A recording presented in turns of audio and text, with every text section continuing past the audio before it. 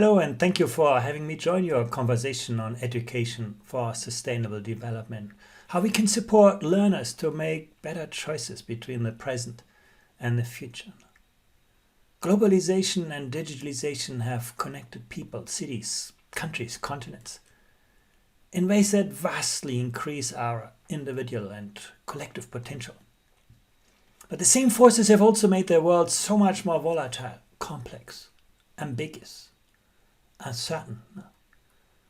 The world has seen a growing disconnect between the infinite growth imperative and the very finite resources of our planet, between the financial economy and the real economy, between the wealthy and the poor, between the concept of our gross domestic product and the well-being of people, between technology and social needs, and between governance and the perceived voicelessness of people.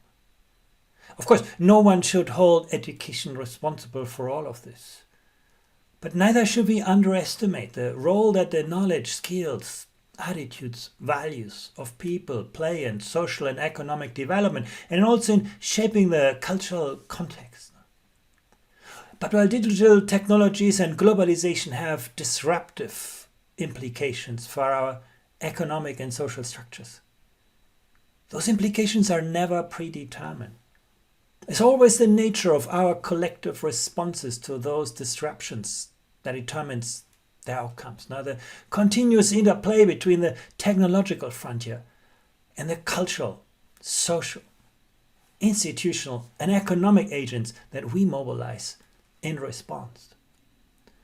The Sustainable Development Goals that were set by the global community describe a course of action to end poverty, protect the planet, and ensure prosperity.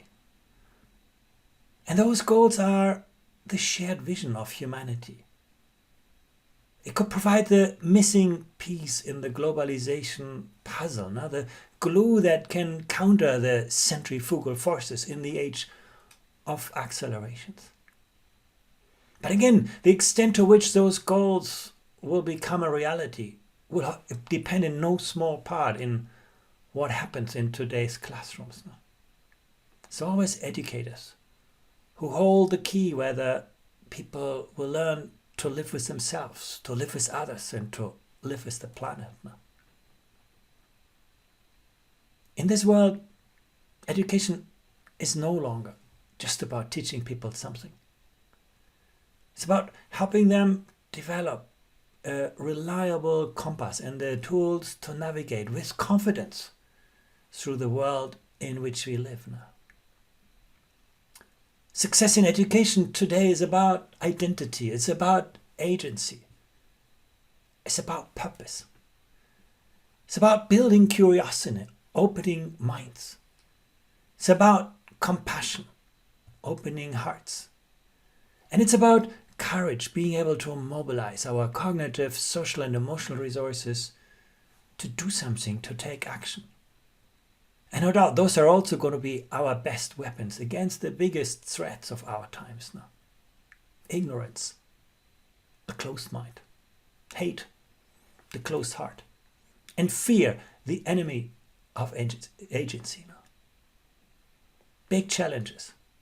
And of course, at this moment, all our eyes are on just one, the pandemic. But one thing is clear. The future will always surprise us. Climate change is just around the corner. We see it coming. More uncertain, but surely as impactful. The power of artificial intelligence. Challenging us to think so much harder what makes us human. Our education systems have figured out how to educate second-class robots, people who are good at repeating what we tell them. In this age of accelerations, in the age of artificial intelligence, again, what will make us first-class humans? What are the knowledge, the skills, the attitudes and values that complement, not substitute the artificial intelligence we created in our computers? And of course, there are plenty of other trends that shape the context of education. Now, when we surveyed education systems through our latest PISA results, school principals generally said, we do pay attention to this. Global issues have a firm place in school curricula. The last element was actually pandemics, global health. But still, even there, 80% of school principals in the OECD countries say, we're doing something about this. And actually, number one was climate change, close to 90%. Those are our intentions. But how do they match reality at the front line? You always need to think about, how does the intended curriculum translate into the implemented curriculum, what's happening in school, and then ultimately in the achieved curriculum. Now, how we change the minds, the hearts of people, of students in the classroom.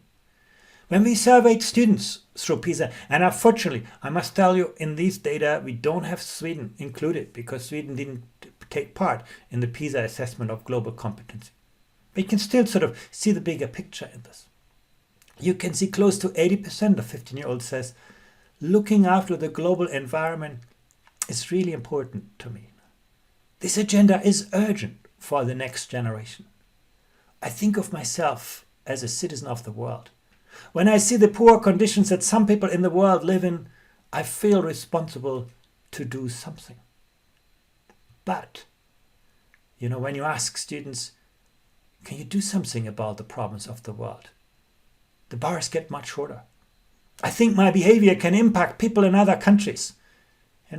Just about 56% of young people have that sense that their behavior really matters. We teach young people so many things, but we don't seem to be good enough to give them that sense of agency, that feeling they can actually make a difference. Another aspect, in this rapidly changing world where every day, we wake up in a new kind of context, resilience, cognitive resilience is important. And you could look to some education systems that do so well in reading and mathematics and science.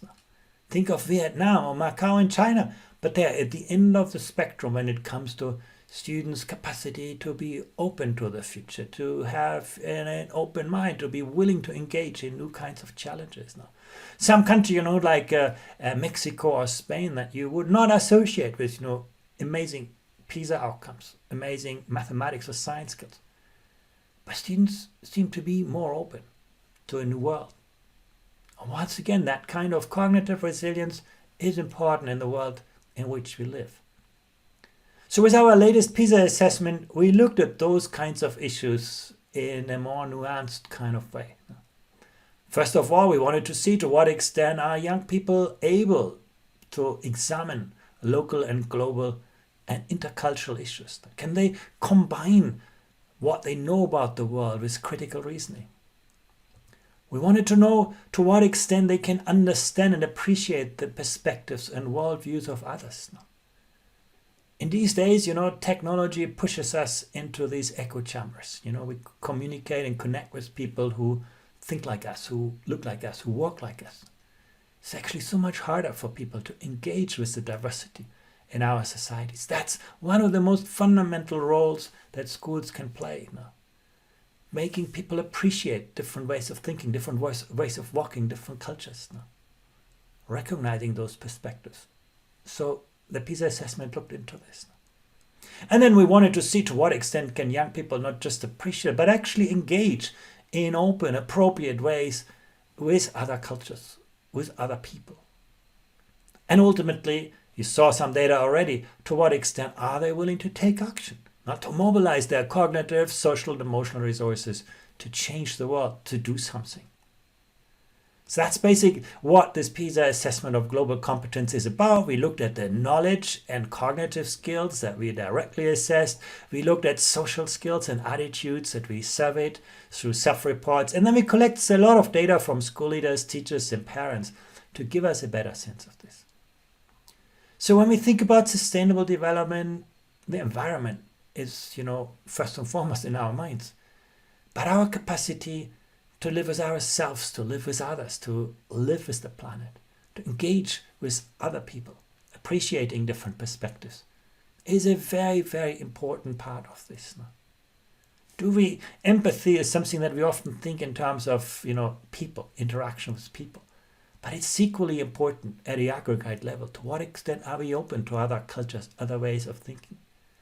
To what extent do we understand, if you drink a cup of coffee here in Malmö, that it could have implications on the conditions of life or work of people in South America. No?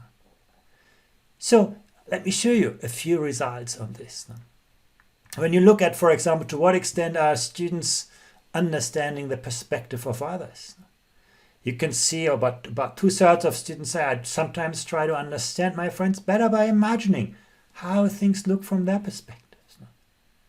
For 2/3, that's the answer. But 1/3, not really. I believe that there are two sides to every question, and I should try to look at both of them. I try to look at everybody's side of disagreement before I make a decision. Those are the general attitudes. No? You're taking it one step further, students' interest in learning about other cultures. It's actually quite encouraging that almost 60% of students say, I want to learn how people live in different countries. This interconnected world for young people is very real. I'm interested in how people from various cultures see the world. I'm interested in finding out about the traditions of other cultures. I want to learn more about the religions of the world, still 40%. What's actually interesting is that immigrants had generally in most countries a greater interest in learning about other cultures. For them, that journey through that with themselves or their parents has probably made some difference, some impact for them to actually be interested, engaged in other cultures. And we've seen that more generally, where young people had more contact with people from other cultures. They were generally more open, more interested in other cultures. That's one of the strengths that schools can develop. We also see, when we look at the attitudes towards immigrants, they're generally very positive in the 15-year-old population across OECD countries. Immigrant children should have the same opportunities for education that other children in the country have. 85%. Immigrants should have all the same rights that everyone else in the country has. Still 80%. Immigrants should have the opportunity to continue their own customs and lifestyle. 3/4. Immigrants who live in the country for several years should have the opportunity to vote in elections. Still over 70%. But of course, those things vary across countries. Yeah, you can see some countries like Portugal, like Canada, like Korea, where the students' attitudes towards other people, immigrants, is generally very positive. And then you can see the other extreme, Hungary, Slovak Republic, Poland, where actually the students have a long way to go to connect, to engage with other cultures, immigrants, and so on. What was also very interesting for us, and this brings me closer to your education agenda, when students felt that their teachers were not open to other cultures, had stereotypes, were discriminating. And that was not something, teachers might have said, but where students had that perception about their teachers. They themselves were generally more hostile to other kinds of ideas and other cultures. So this is so important. It's not just, what teachers say, it's often who teachers are and how they behave that has a deep impact on the attitudes of young people. I already mentioned, students who reported to having contact with other people from countries, in their circle of friends. That's the most dominant kind of source, but their family as well. And then comes school. And so school is often a place for people to meet other people from other cultures. And then, of course, the neighborhood. Again, it varies enormously across systems, as you would not be surprised. You have countries like Switzerland, or where that is very, very common. And then Brazil and Vietnam, where it's much harder to find people from other countries in their school, because simply these are big systems with less movement. What's so interesting here is that contact with people from other countries generally relates positively to interest in learning about other cultures. And that relationship is significant and positive in almost all of the countries for which we have data. And it's not just an artifact, of social or cultural kind of context or background. Even when you account for that, I did that here in the gray diamond. You can see that relationship remains significant. So one of the things that schools can do is simply, create opportunities for people to see more of the world, to connect better with the world. And we see all of those kinds of constructs being very closely related. The capacity of students to take perspectives, to appreciate different ways of thinking, different ways of walking, was quite closely associated with their respect for people from other cultures. And that in turn was related to their attitudes towards immigrants. And then you can say respect for people from other cultures was also interrelated with their cognitive resilience, their openness to other futures, openness to change. Capacity of students to take perspectives was also related to the interest of students in learning about other cultures. And again, the interest in learning about other cultures was reflected in greater respect for people from other cultures. And then, some of the remaining interrelationships are relevant as well. But you can see here how important it is for schools to help people engage with different ways of thinking, different ways of walking, this different kind of cultures and traditions. So how do students learn about other cultures at school? Very, very different kind of approaches. Here you can see some of the activities that students reported. Many of them say, I learn about different cultures. I learn how to solve conflicts with other people in our classroom, still over 60%. I learn how people from different cultures can have different perspectives on some issues, also over 60%. I learn how to communicate with people from different backgrounds. I participate in classrooms discussions about world events as part of our regular classroom lessons. What was less common is doing. I participate in events celebrating cultural diversity throughout the school year. And as you could see earlier on, it's often those kinds of doing, being actually part of this, not just absorbing knowledge, but actually taking part in cultural festivals and so on. That relates most clearly to more positive outcomes. Let's have a look at some of the countries. The number of activities of the kind I just mentioned at school. Countries like the Philippines, the Dominican Republic, Singapore, Indonesia, Thailand. Very, very active and engaging students in those kinds of activities to look outwards. At the same time, Hungary, Slovenia, or the country where I live, France, that is much more rarely the case. And once again, you can see that in the outcomes. That's the most interesting things, that the PISA outcomes are almost a direct reflection of those kinds of activities. It's not what you say, it's not what you learn, it's about those kinds of activities.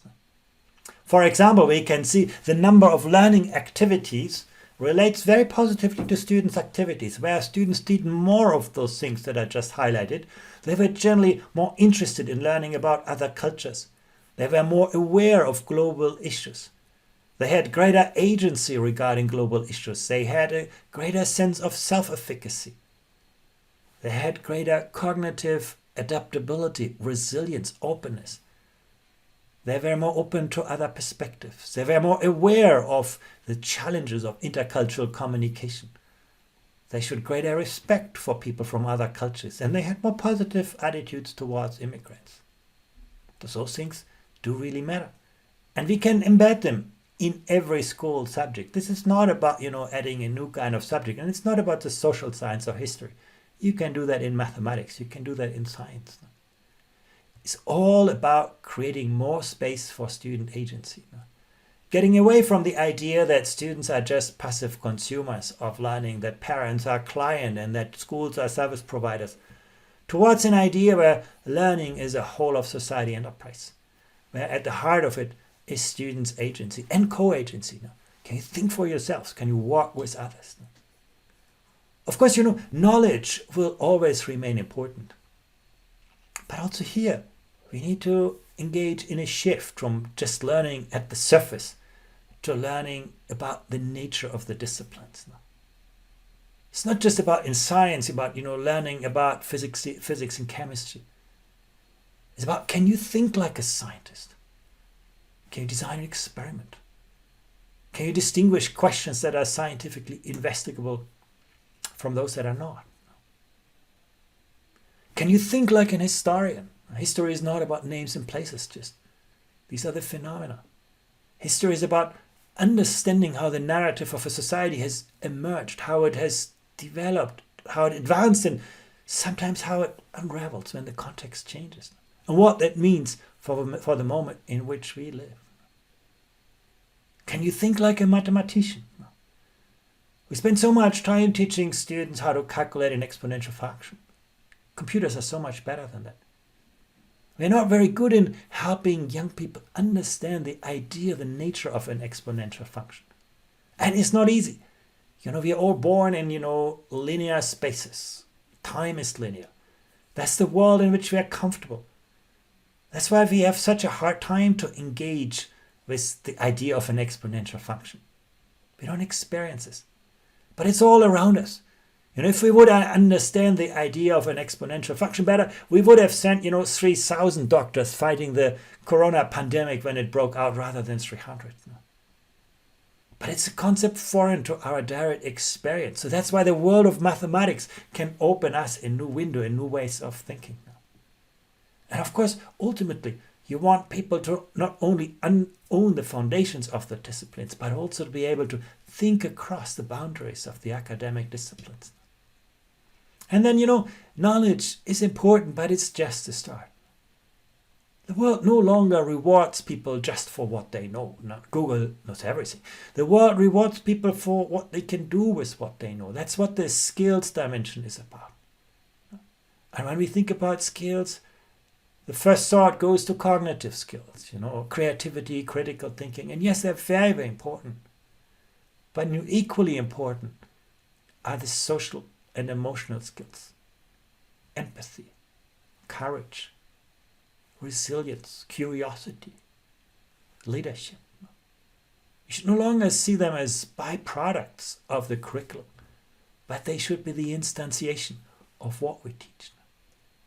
And if you would ask me, what are the most important knowledge and skills that we can develop in the time in which we live, I will come up with 3. The first is about, of course, to imagine, to create new value, to build something of intrinsic positive for us. That's probably what distinguishes us most from the artificial intelligence around us. That is very, very good at extrapolating from what we know and applying from what we know. But that capacity to imagine, to think around the next corner, to connect the dots where the next big idea is coming from, that's a very human capacity at this moment. But equally important is our capacity to manage and resolve tensions and dilemmas. The world is no longer black and white.